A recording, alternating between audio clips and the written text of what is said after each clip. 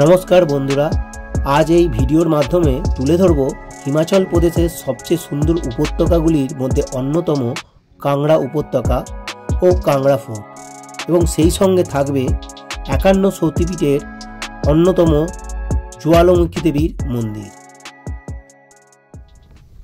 তো শুরুটা করেছিলাম মণিমহেশ যাত্রা সম্পূর্ণ করে ভারমোড়ে চুরাশি মন্দিরে পুজো দিয়ে ভারমোড় বাস স্ট্যান্ড থেকে কাংড়াগামী বাসে চেপে আর এই ভারমোড় অবধি কীভাবে পৌঁছালাম তার বিস্তারিত বিবরণ আমার আগের মণিমহেশ যাত্রার ভিডিওতে দেওয়া আছে, লিঙ্কটি ডেসক্রিপশন বক্সে শেয়ার করে রাখলাম।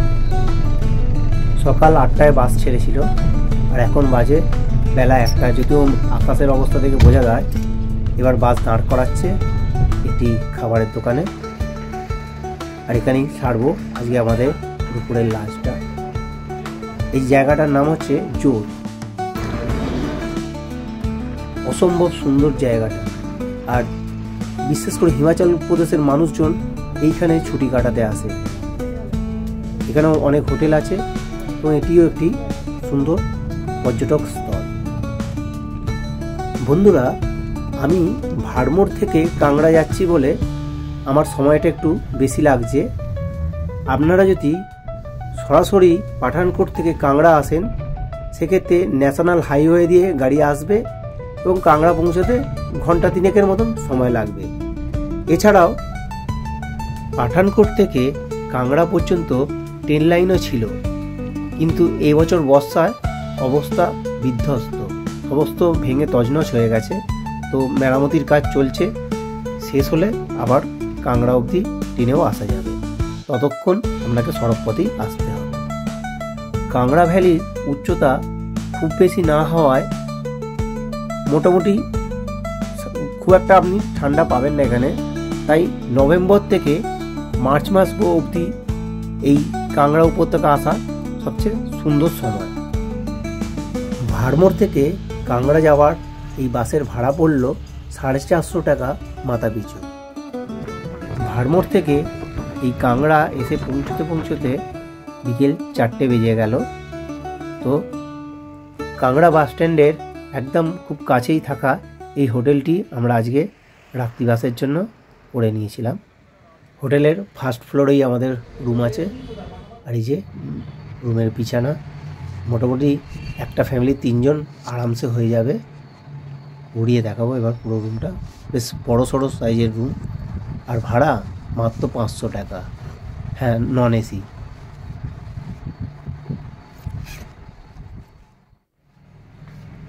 বাথরুমও টাইলস লাগানো, পরিষ্কার পরিচ্ছন্ন, ওয়েস্টার্ন পুরো, যে গিজার কুমোর সবই আছে।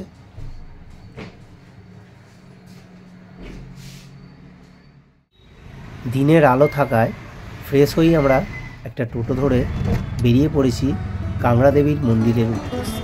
আমাদের হোটেল থেকে এই কাংড়া দেবীর মন্দিরের গেটে আসতে সময় লাগলো টোটোয় 10 মিনিট, আর ভাড়া নিল মাথা পিছু 10 টাকা করে।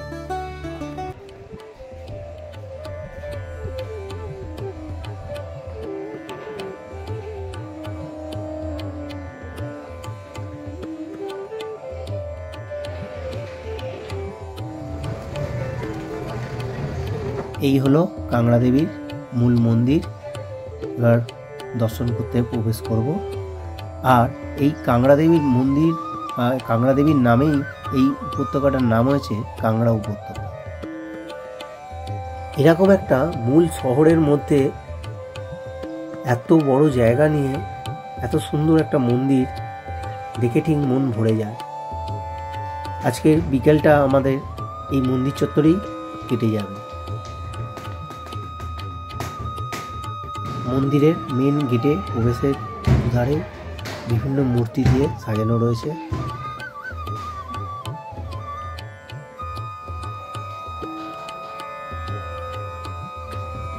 আর এবার প্রবেশ করব মূল গর্ভগৃহে। এই যে দেবী কাংড়ার মূর্তি, সোনার মূর্তি আর রূপোর বেদিতে প্রতিষ্ঠিত আছে দেবী। এই মন্দির চত্বরের মধ্যেই আরও অনেক ছোট ছোট মন্দির আছে এবং এর মন্দিরের বাইরেতেও পুরো রাস্তার ধারেই আরও বেশ কিছু মন্দির আছে, আপনার যতটা ইচ্ছা হবে ঘুরে দেখতে পারেন।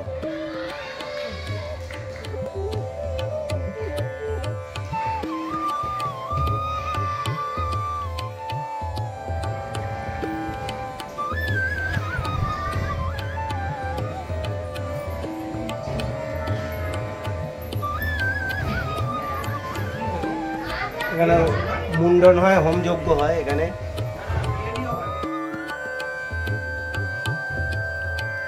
লাল ভৈরবজির এই মন্দির 5000 বছরেরও বেশি পুরনো।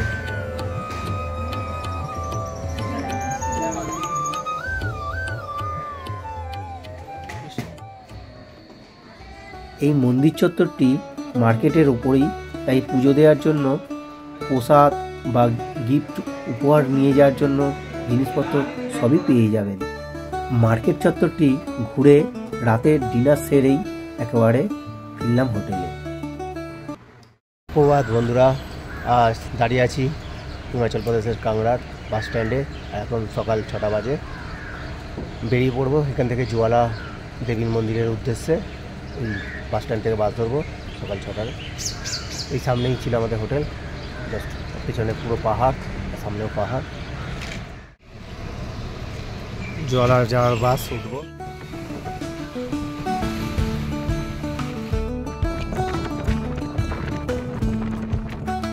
কাংড়া বাস স্ট্যান্ড থেকে চেপেছিলাম বাসে, আর এখন 7টা 15 বাজে।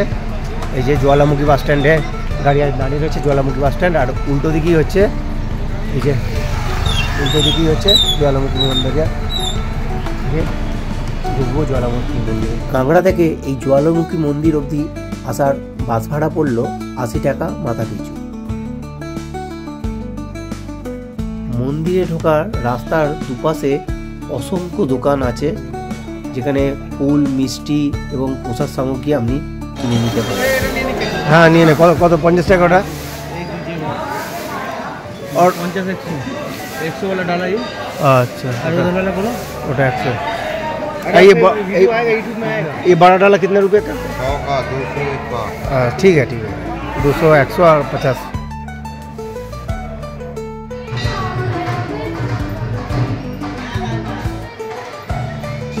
ওপরে মহাদেবের একটা বড় মূর্তি আছে, কিন্তু এখন কুয়াশায় ঢাকা।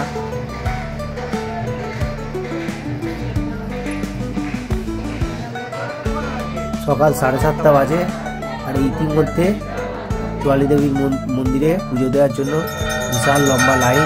দেখতে পাচ্ছেন মানুষ ঠিক করছে ভিড়।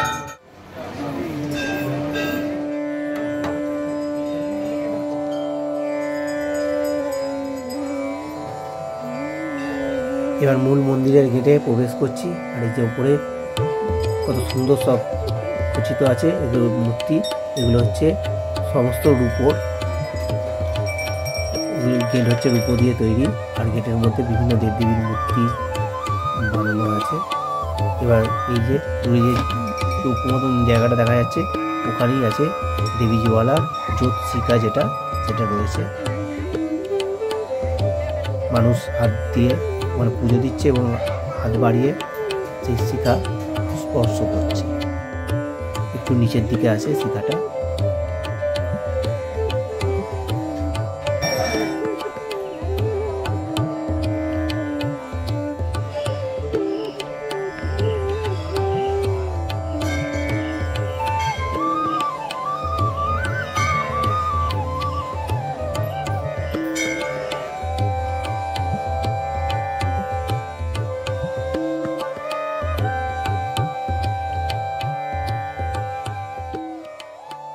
আমি এখন দাঁড়িয়ে আছি 51 সতীপীঠের মধ্যে অন্যতম সতীপীঠ দেবী জোয়ালার মন্দিরে। এখানে কথিত আছে যে দেবীর জিহ্বা পতিত হয়েছিল। আর আমার পিছনেই আছে মহাদেবের প্রায় 30-35 ফুটের উচ্চতা। পুরো মন্দির চত্বরটা উপর থেকে।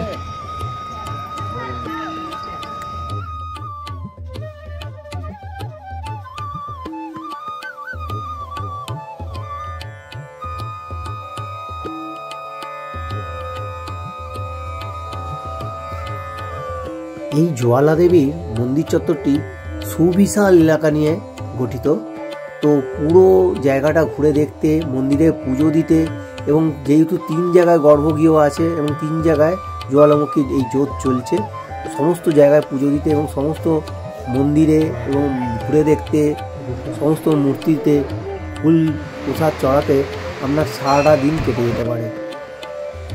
এখানে নেই এরকম মূর্তি, বোধহয় কোনো দেবদেবীর মূর্তি নেই এরকম হবে না, সমস্ত দেবদেবীর মূর্তি এই জোয়ালা দেবীর মন্দির চত্বরে আছে। তো সারাদিন আপনি ঘুরে দেখতে পারেন, এখানেই পুরো সময়টা কাটাতে পারেন।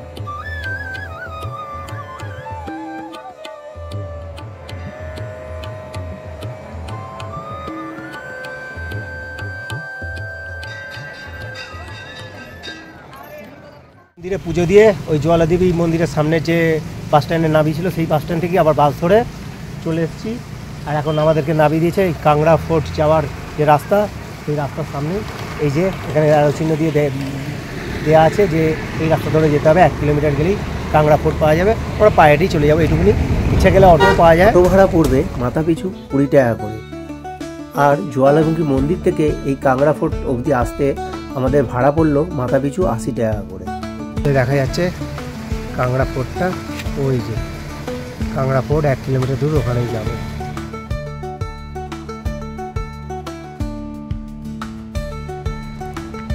সম্ভব সুন্দর লাগছে, পুরো জঙ্গলের মধ্যে দিয়ে একটা রাস্তা, জঙ্গল আর মধ্যে অনেক পিচ কালো রাস্তা। আর শুধু আমি আর আমার বন্ধু ছাড়া আর কেউ নেই। আমার বন্ধু আগে এগোচ্ছে। ঢোকার জন্য এখানে টিকিট কাউন্টার আছে।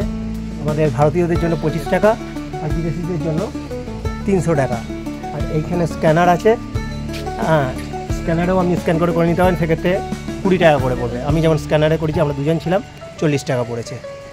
আর আমরা লাগছে শুধু আধার কার্ডটা। দাঁড়িয়ে আছি এক ঐতিহাসিক নিদর্শনের সামনে। আর আমার যতদূর মনে করছে বোধহয় আমার জীবনে প্রথমবার আমি এরকম এক দুর্গের সামনে দাঁড়িয়ে আছি। আর এবার ঢুকবো দুর্গের মধ্যে, এই যে সামনে গেট।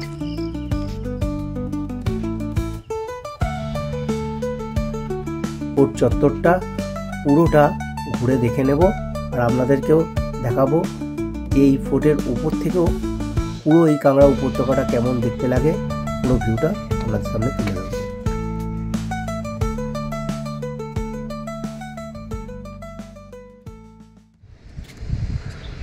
পুরো ধৌলাধার রেঞ্জ, আর কিছুক্ষণ আমাদের মেঘ চলে আসবে। আর এটা শীতকাল হলে পুরো বরফে ঢেকে থাকতো, এই সিংহগুলো পুরো বরফে ঢেকে থাকতো। পুরো রেঞ্জটা দেখা যাচ্ছে।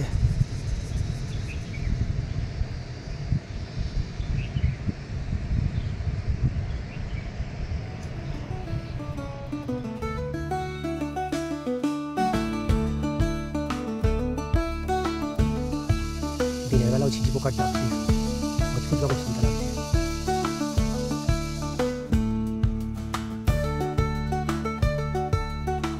অম্বিকা মাতার মন্দির আর মন্দিরের চারপাশটার ভিউ।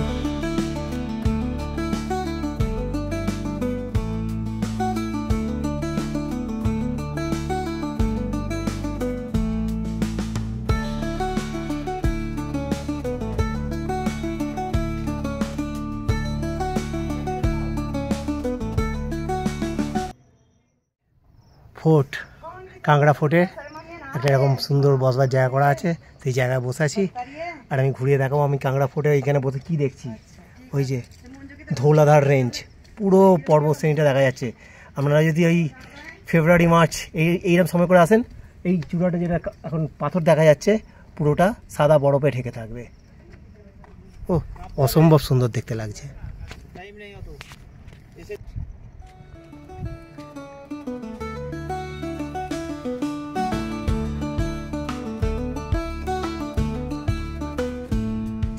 এই দুর্গের সবচেয়ে উচ্চতম স্থান।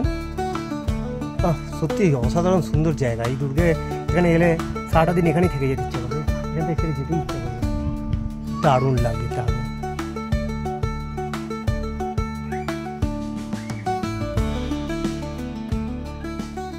ঠিক কাংড়া মিউজিয়ামের সামনে। তো আমি সকলকে জানাবো যে এই কাংড়া ফোর্ট আপনি যদি পায়ে হেঁটে না ঘুরতেও পারেন, কাংড়া মিউজিয়ামটা অবশ্যই আসবেন। এত সুন্দর, এত ঐতিহাসিক জিনিসপত্রে ভর্তি, এত সুন্দর নিদর্শন আছে, সে মুদ্রাই হোক আর বিভিন্ন মন্দিরের, এই পুরো হিমাচল প্রদেশের বিভিন্ন মন্দিরের ছবি হোক, কিংবা পুরনো কাংড়া ফোর্ট হোক, কাংড়া ফোর্টটা কীরকম ছিল না সমস্ত কিছু জানতে পারবেন আপনি এই কাংড়া ফোর্টের এইখানে এসে এই মিউজিয়ামে ঢুকলে। আর এখানে অডিও সিস্টেম আছে, আপনি স্ক্যান করে পুরো হিস্ট্রি জানতে পারেন। তবে এখানটা আপনার ঢুকলেও অসাধারণ লাগবে, যেমন পার্কটাও সুন্দর তেমন ভেতরটাও অসাধারণ সুন্দর, আর জাস্ট কোনো কথা হবে না। অবশ্যই এইটায় ঢুকতে পারে, এইখানটা পায়ে হেঁটে যে কেউ ঢুকতে পারে, অতএব অবশ্যই এটা ভিজিট করবেন কাংড়া এলে। কাংড়া বাস স্ট্যান্ড থেকে ধরমশালাগামী বাসে চেপে পড়েছি, এবার চললাম ধরমশালার উদ্দেশ্যে। আর কাংড়ায় আরও বেশ কিছু মন্দির এবং দেখার জায়গা আছে, কিন্তু সব ঘুরে দেখা আমাদের পক্ষে সম্ভব ছিল না, হাতে সময় খুব কম থাকায়। তো বন্ধুরা, চললাম ধরমশালা। পরের পর্বে আপনাদের সামনে তুলে ধরব ধরমশালা ঘোরার আমার অভিজ্ঞতা এবং ধরমশালার সুন্দর দর্শনীয় স্থান।